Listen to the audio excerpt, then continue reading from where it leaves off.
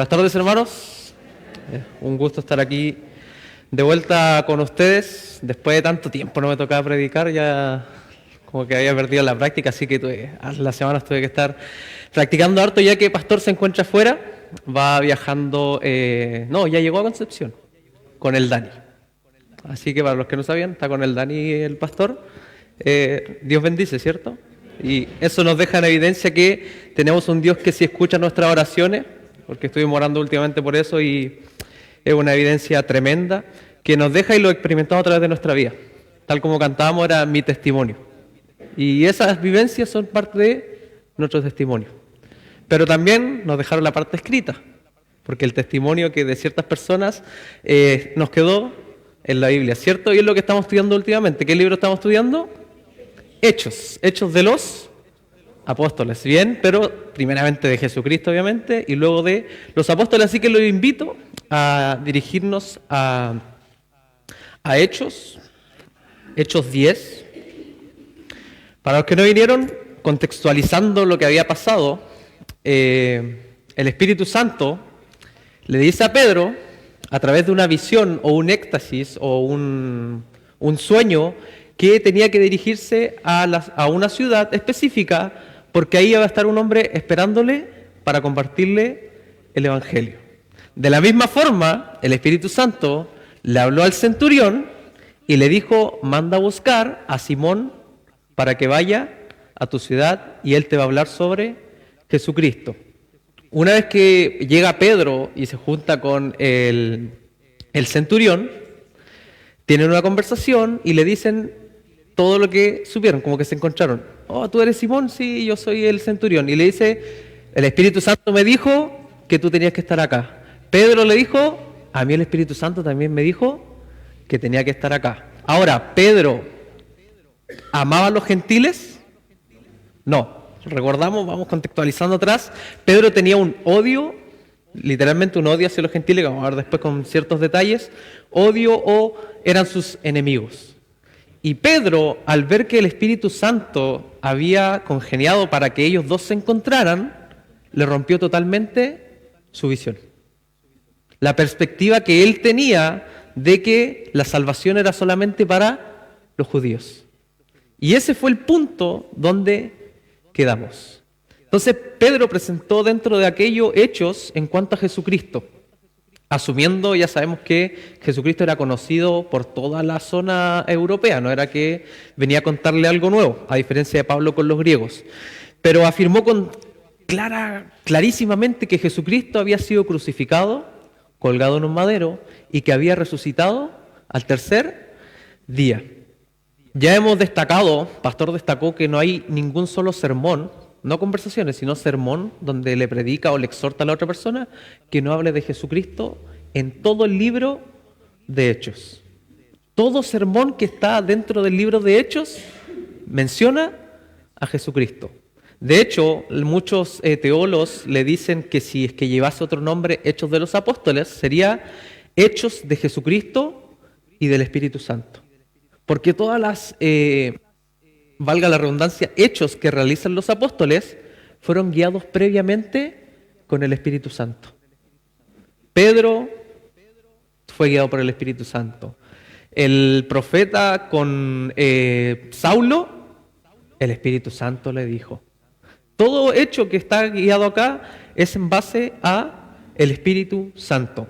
Y esta es la verdad o el corazón, el tema esencial del Evangelio, lo que nos menciona Pedro. Jesucristo fue sepultado, producto de que murió en una cruz y resucitó de los muertos. Y es lo que creemos, ¿cierto? Amén, eso es la base. Ahora es distinto, porque esos son los hechos históricos. Hoy en día dicen que Jesús no existió, que Jesús fue un invento. Históricamente está comprobado que no es así. Solamente por el lado de la historia Jesucristo sí existió. Lo mencionó Pastor la semana pasada, hay más de 10.000 escritos que mencionan la Biblia y eso avala los hechos históricos que pasaron con Jesús.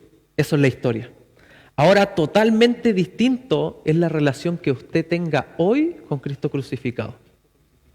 La historia va a quedar, pero la relación con Cristo es a nivel personal. Y eso determina tu destino eterno debido a que Él murió por nuestros pecados. Por cada uno de los pecados que hemos cometido, que cometemos y que vamos a cometer. Y conforme a la Escritura, Él resucitó y nos ha declarado justos. Hemos sido justificados. Entonces, no sé si todo en esta noche, espero que sea una bendición que todos tengamos a Cristo en nuestro corazón. Pero si no lo tienes, alguien que está acá, tienes que hacerlo, porque eso marca tu destino eterno. Hay dos opciones, seguir a Jesucristo o no seguirle. Seguirle lleva muchos beneficios. Y producto de esos beneficios significa que no fue algo gratuito, sino algo que costó muchísimo. No sé si recuerdan el video que pasó hermano Gerardo en la noche. ¿Quién estaba en la noche? ¿Vieron el video? Yo todos los años en Semana Santa sí o sí veo una vez, aunque sea, la Pasión de Cristo. Y mata el hecho de ver cómo se graficó a través de una película, cómo le pegaron los latigazos a Cristo. Mata el hecho de ver cómo era crucificado en sus manos. En el video muestra que fue aquí la herida, pero realmente fue acá. O sea, más dolor todavía. Y la otra vez en una confraternidad que tuvimos en Concepción, un médico llegó a explicarnos por qué le dolía tanto la crucifixión a Jesucristo. Porque uno piensa que estuvo colgado solamente, pero no es así. El hecho de que estuviera colgado con los brazos extendidos significaba que no podía respirar.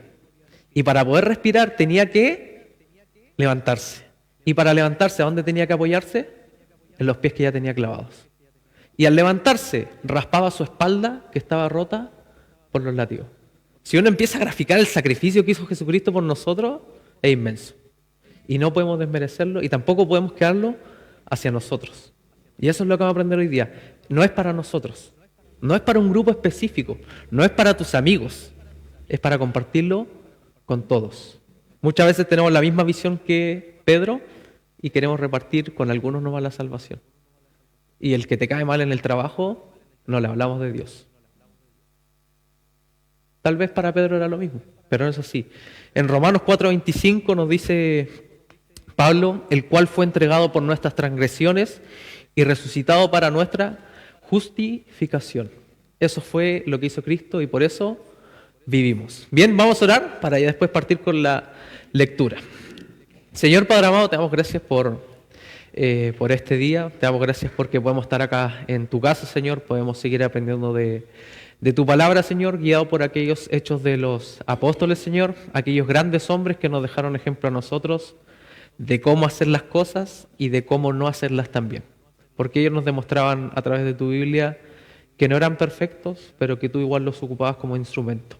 Y es lo mismo que deseamos nosotros, sacar enseñanzas de este libro para poder seguir avanzando en nuestra vida cristiana. Queremos cada día parecernos más a ti, Jesús. Cada día queremos seguir avanzando y ser mejores hijos y demostrar aquella madurez que ya debiésemos demostrar. Así que bendícenos, Señor. Bendice a la iglesia, bendice a los niños también que están en clase aprendiendo de tu palabra. Te pedimos todo esto, Señor, en nombre de tu Hijo Jesús. Amén. Para mi mala suerte, para mi mala situación, me tocó justo resfriarme. Entonces, si me escuchas un poquito gangoso, lea los subtítulos que tengo ahí abajo y ahí me va a poder entender, ¿ya? Justo me tocó. Ayer estaba mucho peor y hoy día amanecí mucho mejor. Es el Espíritu Santo, Dios, ojalá haya orado en aquello. Bien, vamos a Hechos 10, versículo 40. Nos vamos a devolver un poquito. Hechos 10, versículo 40, para ponernos en contexto. ¿Me puede tirar una agüita, hermano Aldo, por favor? ¿O Jan? Bien, versículo 40, dice así: a este levantó Dios al tercer día e hizo que se manifestase, no a todo el pueblo, sino a los testigos que Dios había ordenado de antemano, a nosotros que comimos y bebimos con él después que resucitó de los muertos, y nos mandó que predicásemos al pueblo y testificásemos que Él es Dios, ha puesto por juez de vivos y muertos.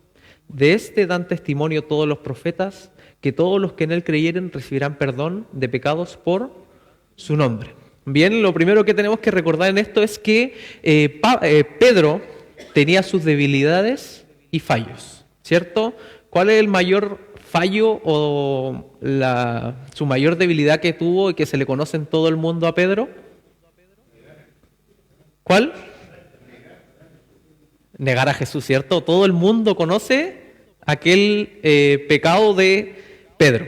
Y es alguien humano, tal como nosotros, ¿ya? Muchas veces ponemos a los apóstoles allá arriba, que es lo correcto, pero tenían nuestras mismas debilidades. Tenían nuestros mismos errores, nuestras mismas dificultades. Y de esa manera podemos identificarnos con aquello. Porque si pusiéramos a los apóstoles sin equivocación, sin nada, sería difícil para nosotros poder imitarles o poder decir, soy parecido a Pedro o a Pablo. Pero como tienen errores, nos podemos identificar con ellos. ¿Se ha identificado con alguien de la Biblia usted? En algún momento de su vida, mira, voy a hacer lo que hizo esta persona. Voy a hacer lo que hizo esta persona. Últimamente yo leía, nos tocó en la clase la de Pablo y Silas, que en momentos de dificultades ellos oraron y alabaron a Dios. Y estaba meditando en eso y viviendo eso esta última semana. Me identifiqué con alguien. Y lo mismo podemos hacer con Pedro. Este es el Evangelio. Eso nos dice. Jesucristo murió, fue sepultado y ha resucitado, y todos los que en Él crean recibirán perdón de sus pecados. Si no compartimos este mensaje con otros, no le estamos comunicando el Evangelio. ¿Ya? De nada sirve una relación si es que en algún punto no lo llevas a Jesucristo. Ese es el punto de referencia tuyo. Si estoy conversando con un amigo y quiero convertirlo a Cristo, pero en ningún momento le hablé de Jesucristo, no va a apuntar para allá. Si no le habla de su resurrección, no va a poder avanzar hacia ella. Me salió buena esa palabra. Me costaba antes. De su resurrección es como... De hecho, en los bautismos, cuando el pastor le dice levantado de la resurrección, siempre me queda como el... Y ahora me salió impecable. Entonces, ahí es donde tenemos que poner la vista, en resurrección, en la resurrección de Cristo. Sigamos avanzando, versículos 44 al 48. Ese era el contexto de lo que estaba pasando. Pedro con el centurión tienen una conversación, se encuentran y Pedro le dice, sí, vamos por la misma persona, el mismo Espíritu Santo. Muchas gracias. Bien, del 44 al 48 leo yo uno y después leen ustedes el siguiente y así nos vamos hasta llegar al 48. Mientras aún hablaba Pedro estas palabras, el Espíritu Santo cayó sobre todos los que oían el discurso. Y los fieles de la circuncisión que habían venido con Pedro se quedaron atónitos de que también sobre los gentiles se derramase el don del Espíritu Santo.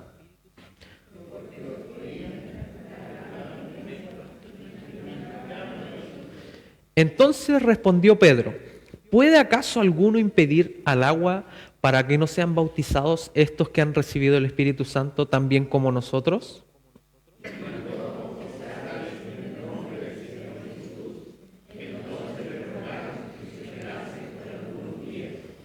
Bien, hay un incidente grande después de que se fue Jesucristo, que fue la venida del Espíritu Santo, y ese día se le conoce como Pentecostés, ¿cierto?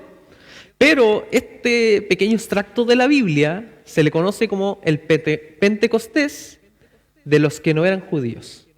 ¿Ya? Si marcamos un punto importante dentro de Hechos 2 y Hechos 10, esos son Pentecostés, pero fue apuntado hacia los judíos, porque habían solamente judíos reunidos en ese momento. Pero en Hechos 10 es el Pentecostés de los que no eran judíos. Y aquí va a marcar un precedente para lo que sigue a avanzar en la historia. Y lo podemos ver ahora, aquí con nosotros reunidos. Fue un día importante y lo podemos ver graficado mirando hacia el lado. Tal vez la vista no va a ser tan linda, pero el punto es que es importante. Porque si no hubiese sido por ese suceso, solamente los judíos, en base a su pensamiento, hubiesen recibido a Cristo. Y ni tú ni yo hubiéramos estado presentes en este momento en la iglesia. Es un día súper importante. Y Pedro se quedó atónito, se quedó sorprendido de que los no judíos también podían recibir el Espíritu Santo. Y algo que detallar es que las personas, en este caso las personas que le acompañaban al centurión, no esperaron que terminara el discurso de Pedro y descendió el Espíritu, sino que en medio del discurso descendió el Espíritu. Eso nos habla de una actitud de las personas que estaban escuchando. que su corazón ya había sido entregado para Jesucristo. Y el Espíritu Santo no se hizo esperar. Paró el discurso de Pedro y bajó hacia las personas. Bien, y nos dice que el Espíritu Santo fue hecho audible en hablar en lenguas. ¿Pero por qué en lenguas? ¿Por qué necesitaban las lenguas para demostrarle a Pedro? Porque recuerdan Hechos 2, nos devolvemos. ¿Qué pasó cuando bajó el Espíritu Santo con las personas? Empezaron a... Entonces, ¿qué significaba eso? La demostración de que el Espíritu Santo había llegado a la vida de las personas. Si ahora no hubiese pasado eso, posiblemente Pedro, después de todo lo que vivió, no hubiese creído de que las personas tenían al Espíritu Santo. Entonces fue una evidencia para Simón Pedro y para los que le acompañaban a Pedro de que Dios salvaría también a los no judíos y que les daría el Espíritu Santo. Pedro después en Hechos 15 relata también lo mismo hacia las mismas personas y también lo relata después, porque va a tener que defender aquello que él había visto con sus ojos. Dios le había dado también a ellos un arrepentimiento que lo vivieron a través de sus corazones en la mitad del discurso y que les dio vida eterna. En el capítulo 15, del 7 al 11, que vamos a ir ahora, vamos a saltar unos capítulos hacia adelante, Hechos 15, del 7 al 11,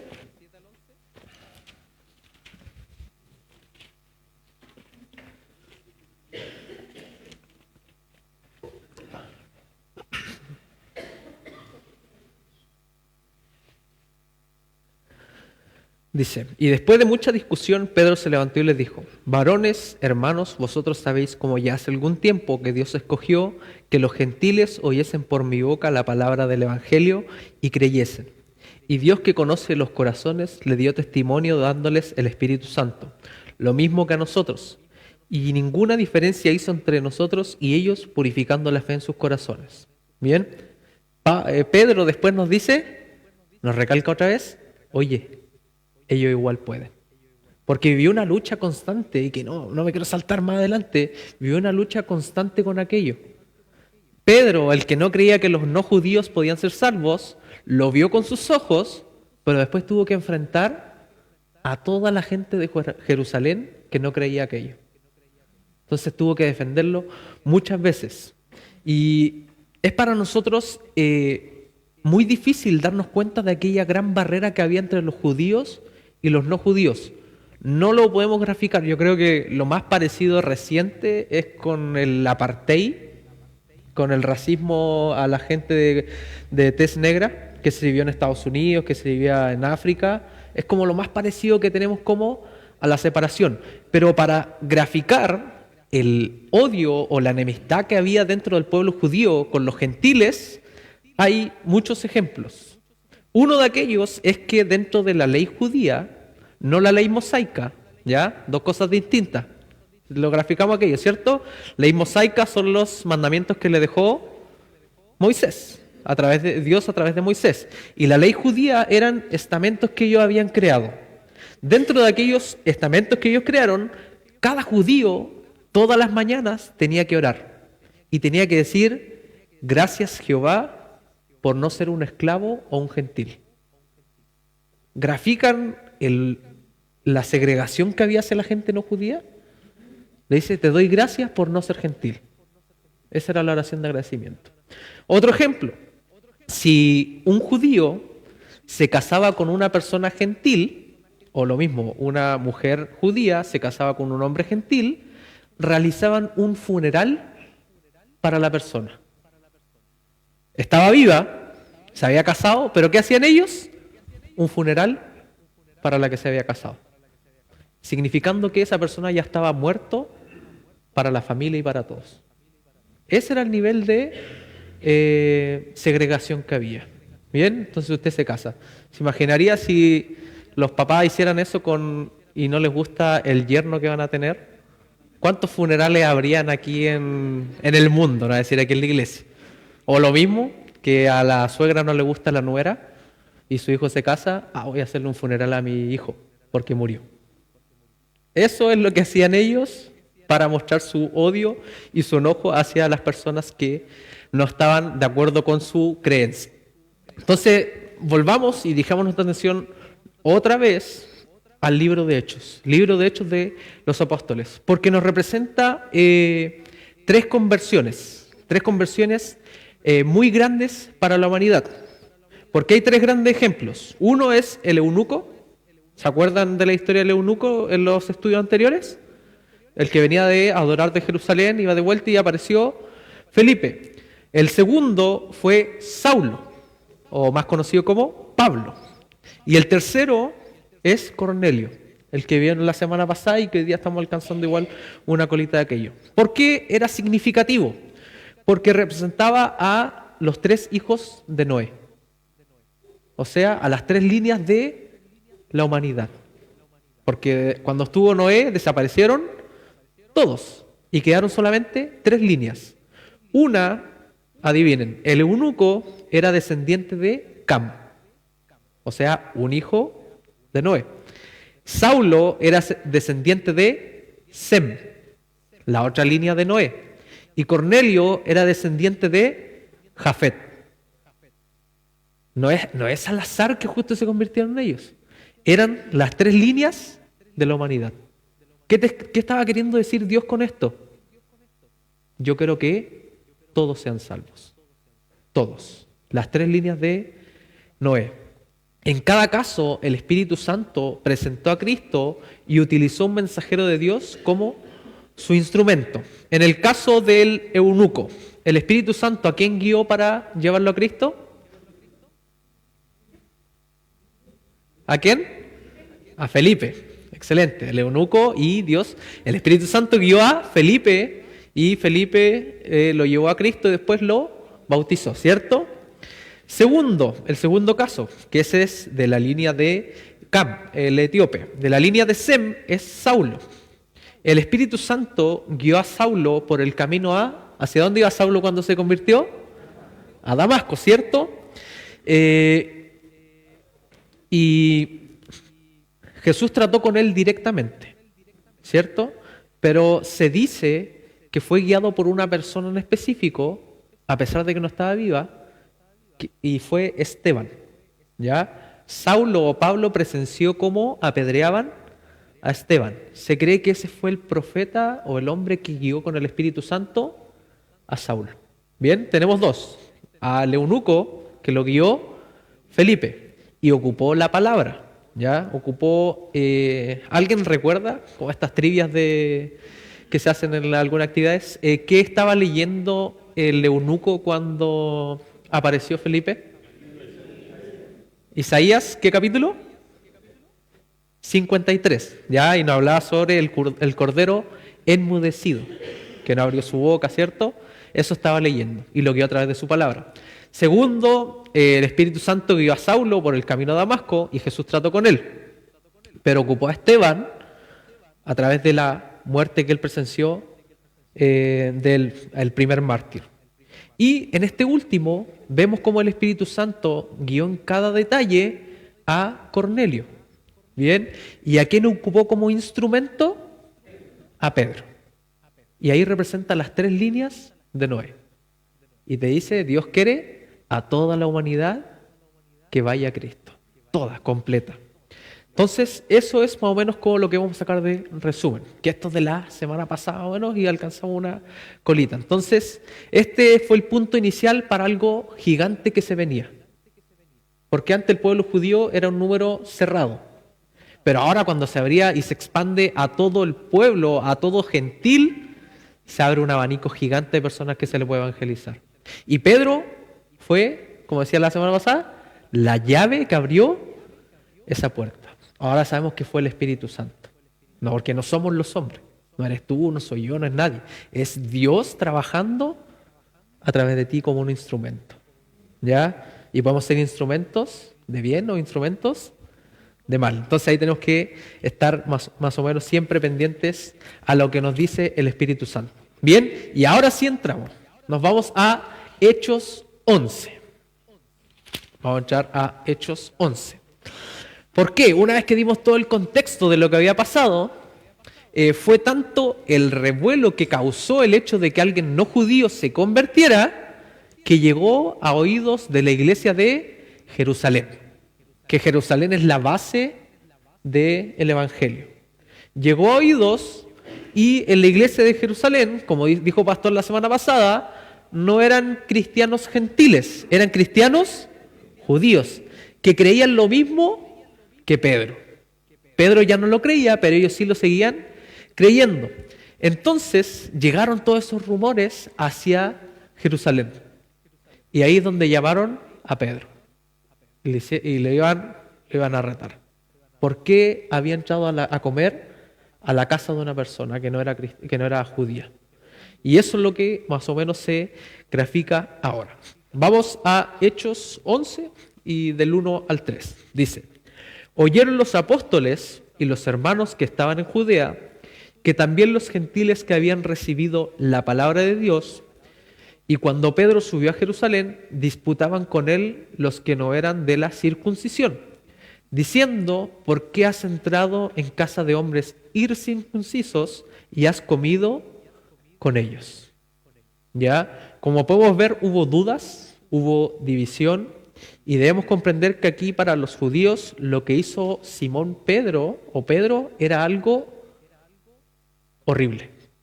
Ellos lo consideran un acto horrible, tal como cometer homicidio era lo mismo.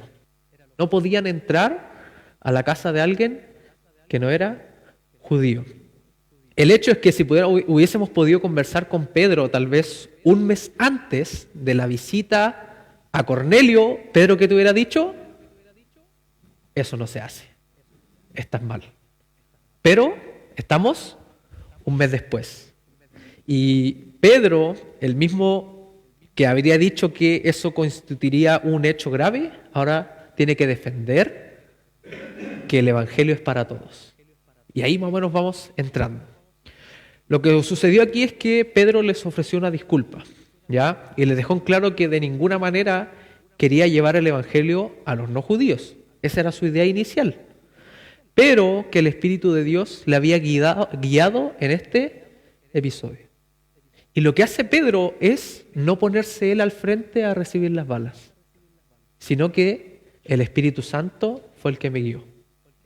Y eso, cuando nosotros hacemos algo bueno y gente nos critica, el Espíritu Santo. El Espíritu Santo está guiando aquella cosa que estamos haciendo. Leamos del 4 al 6. Léanlo ustedes a la cuenta de 3. 1, 2, 3.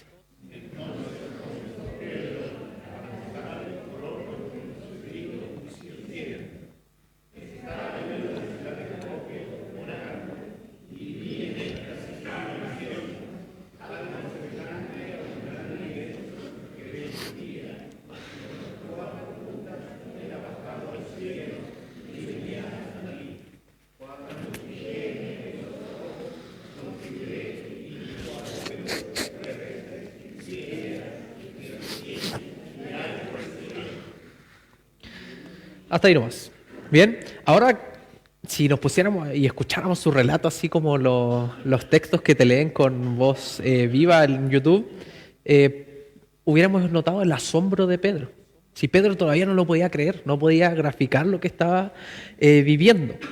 Y es por eso que les cuenta con el Espíritu Santo, el éxtasis. Yo me imagino cómo le estaba contando Pedro cómo fue guiado por el Espíritu Santo, pero era un lugar donde no conocía a la persona y que la persona le decía que el Espíritu Santo también le había dicho que lo buscara a él, y sorprendido. Y eso es lo que repite Pedro, y son las mismas palabras que escuchamos en el capítulo pasado. Versículo 7 dice: y oí una voz que me decía: levántate, Pedro, mata y come. Y dije: Señor, no, porque ninguna cosa común o inmunda entró jamás en mi boca. Bien, eso lo dijo Pastor la semana pasada. A lo que se refería Pedro cuando escuchó esto de parte de Dios es al Kadosh. La palabra Kadosh era algo consagrado para Dios y las cosas que no permitían que comieran. Ejemplo, el cerdo era no Kadosh, porque no podían comer aquello. Pero las legumbres, Kadosh. ¿Se grafican las palabras? Kadosh y no kadosh. Algunas cosas eran permitidas, para las otras no. Entonces, en lo que está viendo Pedro, Pedro piensa que Dios le estaba mostrando cosas no kadosh. Pero Dios no estaba pensando en los animales, sino Dios se estaba refiriendo a las personas que ellos tenían apartadas. Pero Pedro pensó en ¿qué fue lo primero que pensó? En comida.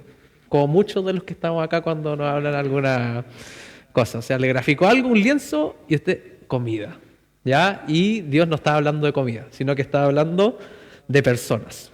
Dice, entonces la voz me respondió del cielo por segunda vez: lo que Dios limpió, no lo llames tú común. Y esto se hizo 3 veces y volvió todo a ser llevado arriba al cielo. Y he aquí, luego llegaron 3 hombres a la casa donde yo estaba, enviados a mí desde Cesarea.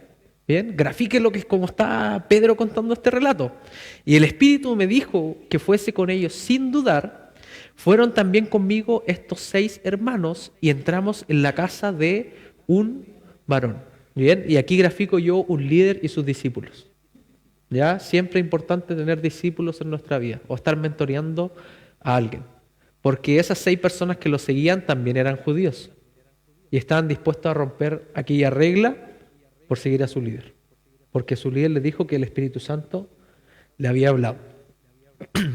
¿Quién nos contó cómo había visto en su casa un ángel que se puso en pie y le dijo: envía hombres a Jope y haz venir a Simón, el que tienes por sobrenombre Pedro? Él te hablará palabras por las cuales serás salvo tú y toda tu casa. Y cuando comencé a hablar, cayó el Espíritu Santo sobre ellos, también como sobre nosotros al principio. Ya, esto nos graficamos. Pedro está en Jerusalén con los hermanos de Jerusalén que lo están retando porque él le había entrado a una casa de alguien no judío. ¿Ya? Ni siquiera estaba en tema la salvación de las personas. Grafiquen lo que estaba pensando aquella gente. Entraste a la casa de alguien no judío. Ese era el enfoque de aquellas personas. Y Pedro les dice y les cuenta todo lo que le había pasado. Versículo 16. Entonces me acordé de lo dicho por el Señor cuando dijo Juan: ciertamente bautizó en agua, mas vosotros seréis bautizados con el Espíritu Santo. Si Dios pues les concedió también el mismo don que a nosotros que hemos creído en el Señor Jesucristo, ¿quién era yo para que pudiese estorbar a Dios? Y Pedro le está diciendo, si Juan relató que el Espíritu Santo era la muestra de que nosotros éramos salvos, y aquellas personas recibieron al Espíritu Santo, ¿quién soy yo para negarme? Si Dios está obrando en aquellos. Y es Pedro luchando contra aquellas personas. El propósito de las lenguas habladas, tal como lo dije, era para proporcionar evidencias de que el Espíritu Santo había descendido sobre ellos. Porque si no hubiera pasado el tema de las lenguas, Pedro, ¿cómo les comprueba a la gente de Jerusalén que ellos habían recibido el Espíritu Santo? Habrían tenido que apelar a creerle a Pedro, a la palabra de Pedro. Y sabemos que eso no es suficiente. Entonces, ¿qué dice? Hablaron en lenguas. El Espíritu Santo estaba dentro de ellos. Y ahí nos habla después de la reacción de aquellos. Entonces, ¿de qué otra manera hubiéramos sabido de que ellos habían sido por el Espíritu Santo? Solamente porque ellos recibieron las lenguas. Y esa fue la evidencia. Continuamos leyendo. Versículo 18. Entonces, oídas estas cosas, callaron y glorificaron a Dios, diciendo: de manera que también a los gentiles ha dado Dios arrepentimiento para vida. Aún aquellos, los judaizantes, tuvieron que callarse en aquel momento, porque sabían que no podían luchar contra Dios y contra el Espíritu Santo que estaba obrando en aquellas personas. No tuvieron objeciones ni nada más que decir en contra de Pedro, porque sin duda todo esto provenía de Dios. Y esto nos deja un claro ejemplo que se habla siempre de la iglesia del principio, y se la alaba porque 3.000, 5.000, primero, ¿cometían errores? Sí, porque estaban más pendientes de lo que estaban haciendo, de que lo que Dios estaba haciendo en la vida a través de ellos. Entonces, como les decía, ¿su enfoque cuál era? Entraron a la casa de alguien no judío. En ningún momento ellos se pusieron a pensar, Dios está obrando a través de Pedro. ¿Cuál era su enfoque? La casa. Estaban puestos su vista en lo terrenal y no en lo celestial. ¿Cometían errores igual que nosotros? Sí, pero también tenemos que sacar buenas lecciones de aquello. Porque cuando Pedro viene y les dice, recibieron el Espíritu Santo y hablaron en lenguas, ¿qué pasó con ellos? Callaron y aceptaron. Y nos menciona después que alabaron a Dios. Y eso nos deja un ejemplo de lo que es un correcto o una correcta persona dentro de la iglesia. Que cuando es exhortada o amonestada a través de su Biblia o a través de Dios, no tiene que seguir debatiendo. Si Dios ya no habló a nosotros. Es una persona que es humilde al comprobar lo que dice la Biblia y que lo está haciendo mal en su vida, por lo que calla y alaba a Dios. Ese es el ejemplo que nos dejan. Un ejemplo de lo que no debemos hacer y de lo que debemos hacer. Ya, versículo 18, nos dice aquello. Dice, entonces, oídas estas cosas, callaron y glorificaron a Dios, diciendo, de manera que también a los gentiles ha dado Dios arrepentimiento para vida. Imagínense el cambio. Tenían puesta su visión en lo terrenal, Pedro les trajo al Espíritu Santo de frente y al tiro cambió su visión. Alabamos y glorificamos al Señor por lo que pasó. Y eso es lo que tenemos que hacer nosotros. Por lo tanto, alabaron a Dios y este fue un gran día. La puerta de la iglesia había sido abierta para los no judíos. ¿Por qué? Jerusalén, recuerden, era la base de todo el evangelio que se venía por delante. Antes lo había vivido solamente Pedro. Pedro no podía hacer mucho al ser uno, pero si contaba con el apoyo de la iglesia, misioneros, salía personas, ayuda, se iba a compartir el evangelio. Entonces aquí en este momento fue cuando realmente se abrió la puerta para todo el mundo. Vemos ahora que se estaba preparando el escenario para la proclamación del evangelio hasta los confines de la tierra, hasta lo último de la tierra, como nos menciona. Fue ese suceso la preparación para el escenario que se venía. Continúo ahora con los versículos 19 y 20. Ahora bien, los que habían sido esparcidos a causa de la persecución que hubo con motivo de Esteban, pasaron hasta Fenicia, Chipre y Antioquía, no hablando a nadie la palabra, sino solo a los judíos. ¿Se había expandido el evangelio? Sí. ¿Pero y le hablaron a los gentiles? Y ahí ve como siempre hay resistencia al cambio. En cualquier lugar, trabajo, iglesia, lo que sea, siempre hay resistencia al cambio. Porque comprendieron a aquellos hombres, alabaron y glorificaron. Pero después cuando salieron, solamente a los judíos. ¿Ya? Pero damos gracias, como nos menciona el versículo 20, pero había entre ellos unos varones de Chipre y de Cirene, los cuales, cuando entraron en Antioquía, hablaron también a los griegos, anunciando el evangelio del Señor Jesús. Agradecemos por esos dos hombres, ¿no? Si no, hubiera estado todavía cerrado, la gente todavía no compartía. Y para graficar, Marty tenía el mapa. Esperemos que sea bien. Porque Antioquía se volvió la segunda base más importante después de Jerusalén. Que con el tiempo, después Jerusalén pasó a un segundo lugar y Antioquía tomó el primer lugar. Los 3 viajes de Pablo, adivinen de dónde empezaron. De Antioquía. Los más conocidos dentro de los seguidores de los apóstoles, uno de los más grandes, Antioquía. Salían misioneros de Antioquía. Fueron mandados a la isla de Creta, a distintos lugares de Antioquía. Antioquía, no sé, ¿se alcanza a ver ahí? ¿Sí? Bien, ahí estaba Jerusalén, ¿cierto? Ese es Jerusalén y Antioquía estaba allá arriba, ¿cierto? Pero ¿por qué pasó eso? Producto de... Se dispersó la gente. ¿Por qué? ¿Qué hecho había marcado que se empezara a dispersar la gente? La persecución. ¿Y quién fue el primero en dejar ejemplo para que se pasara la voz? Esteban. ¿Ya? Empezó con Esteban y después empezó a correr la voz y después ya empezó la persecución. Por lo tanto, pasaron de Jerusalén a Antioquía. Aquellos dos varones. Antioquía quedaba a 480 kilómetros de Jerusalén. Es como de aquí a Santiago más o menos. Pero ellos caminaron, obviamente. Nosotros en auto, ellos caminaban. No creo que... Si estaban arrancando, dudo que hayan tenido para un camello o un caballo. Tienen que haber caminado lo más seguro. Bien. Y nos menciona que le predicaban a los griegos y eran judíos que hablaban griego. Era como lo revés del capítulo pasado.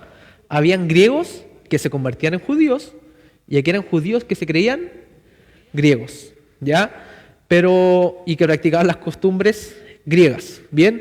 ¿Qué caracteriza a Antioquía? Antioquía era una ciudad muy inmoral.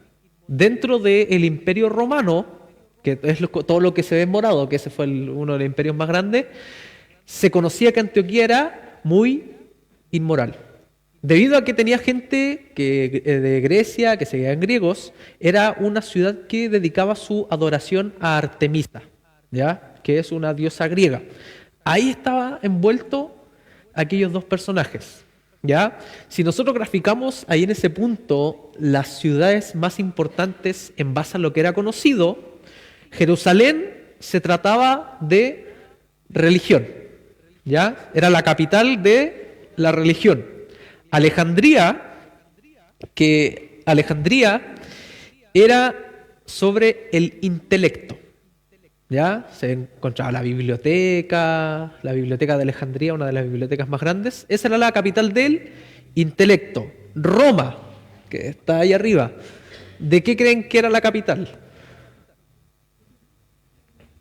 Era la capital del poder, ¿ya? Ahí estaban todos los senadores, estaba el César, estaban todo lo más importante. Entonces Jerusalén, capital religiosa, Alejandría del intelecto, Roma era la capital del poder, Atenas era la capital de la filosofía, ¿ya? Y de ahí salen Sócrates, Aristóteles y todos los que conocemos. Yo solo sé que nada sé, todas aquellas frases que conocemos. Y agregando a eso, entraba Antioquía, que era la ciudad de los negocios y de la inmoralidad. Ese era conocido dentro del Imperio Romano, Antioquía. Era una ciudad mercante, se dedicaba al mercado, pero producto de aquello de que recibía tanta gente de distintos lados que venían a comprar cosas, se volvió una ciudad inmoral. Entonces, si alguien quería hacer algo malo o salirse a ir a la vida, se iba a Antioquía. Entonces, ahí llegaron aquellas personas, ¿ya? Y podemos recordar aquellas palabras que dice, hasta lo vil del mundo, ahí va a estar Jesucristo. Y en ese contexto, ese era lo más vil del mundo. Entonces, usted observa aquí que la predicación había estado dirigida solamente hacia los judíos, pero aquí en Antioquía se extiende a todos. Versículo 21 y versículo 22. Y la mano del Señor estaba con ellos, y gran número creyó y se convirtió al Señor. Llegó la noticia de estas cosas a oídos de la iglesia que estaba en Jerusalén, la capital religiosa. Entonces pasó algo religioso en Antioquía, los griegos empezaron a convertir, empezaron a creer, se hizo una noticia tan grande que llegó el rumor, el buen rumor, a los oídos de los que estaban en Jerusalén, la capital religiosa. Y yo creo que han estado sorprendidos. ¿Se imaginan una ciudad que era tan mala que empezara a crecer el número de creyentes? Era un asombro para las personas que sabían el contexto de aquella ciudad. Llegó la noticia de estas cosas a oídos de que la iglesia que estaba en Jerusalén y enviaron a Bernabé que fuese hasta Antioquía. Bien, hubo un gran movimiento del Espíritu de Dios en Antioquía. Y es por eso que la iglesia de Jerusalén oyó estas noticias. Por tanto, la iglesia de Jerusalén tuvo un enviado. Y ese enviado fue Bernabé. ¿Ya? Veremos y vemos ahora que Antioquía no era la capital religiosa, sino era la capital de la inmoralidad. Pero el hecho es que a futuro realmente Antioquía desplazó a Jerusalén. El Espíritu obró tanto en aquella ciudad que esa pasó a ser la capital de la religión. Dios es grande, ¿o no?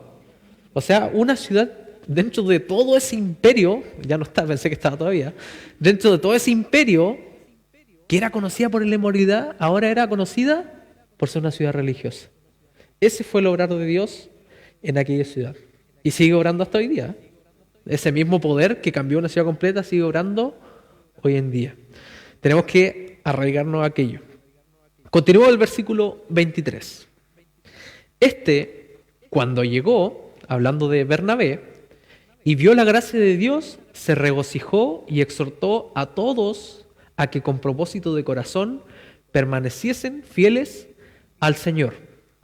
Ya nos está hablando de Bernabé.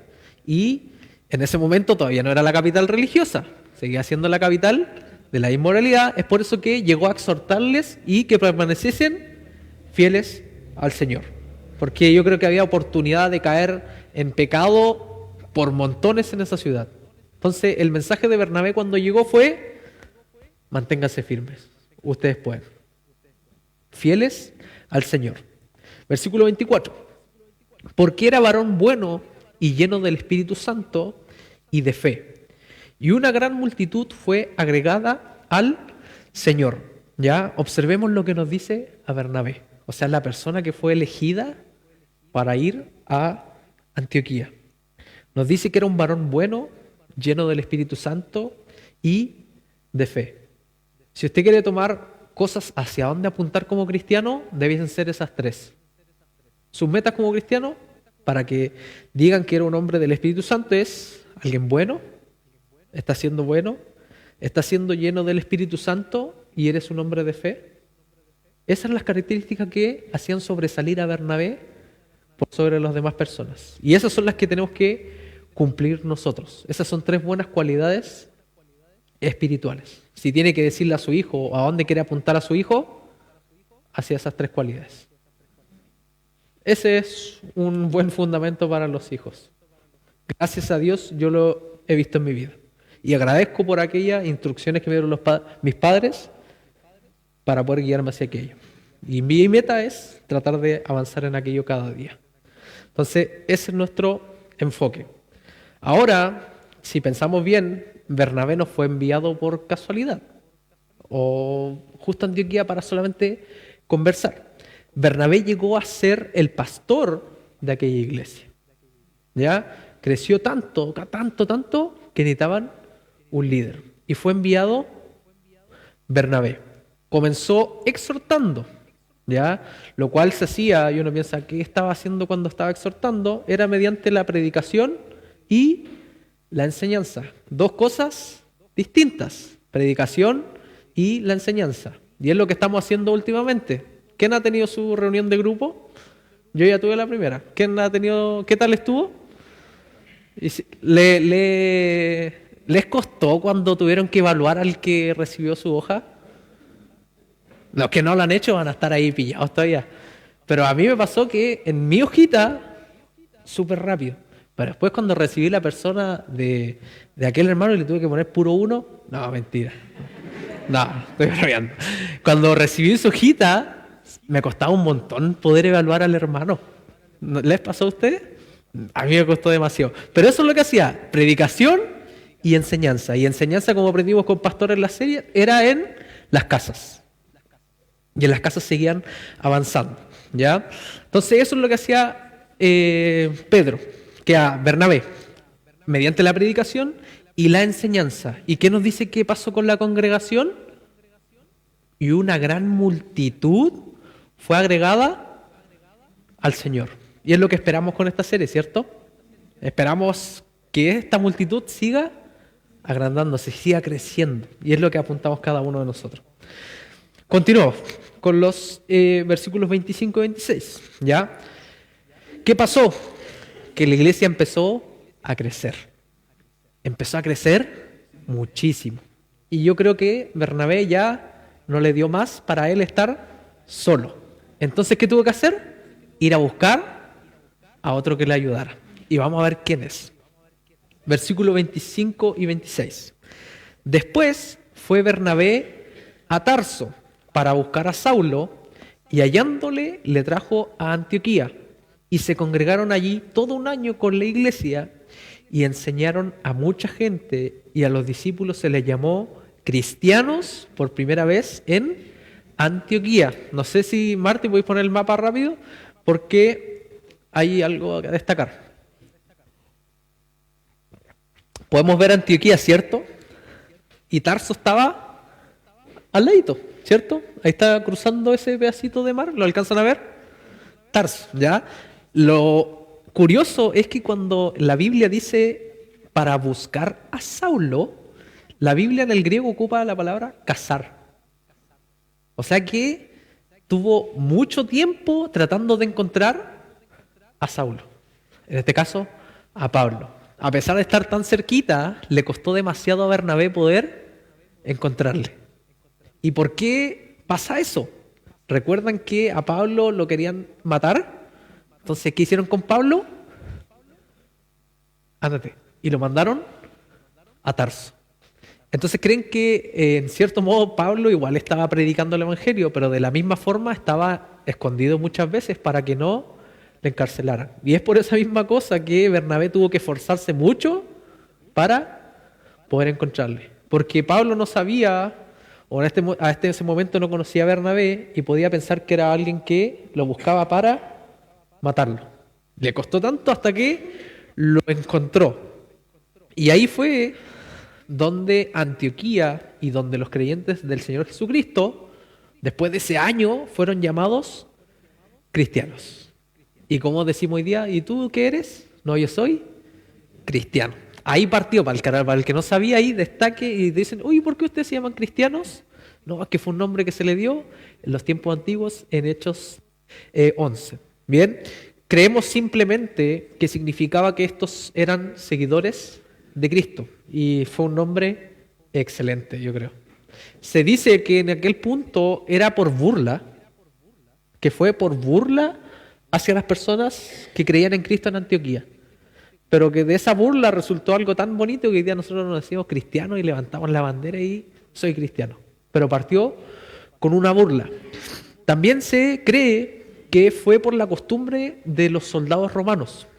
Cuando los soldados romanos estaban bajo ciertos generales, en el ejército, en todas aquellas legiones, se identificaban con el nombre del general, agregando un ian al final del nombre del general.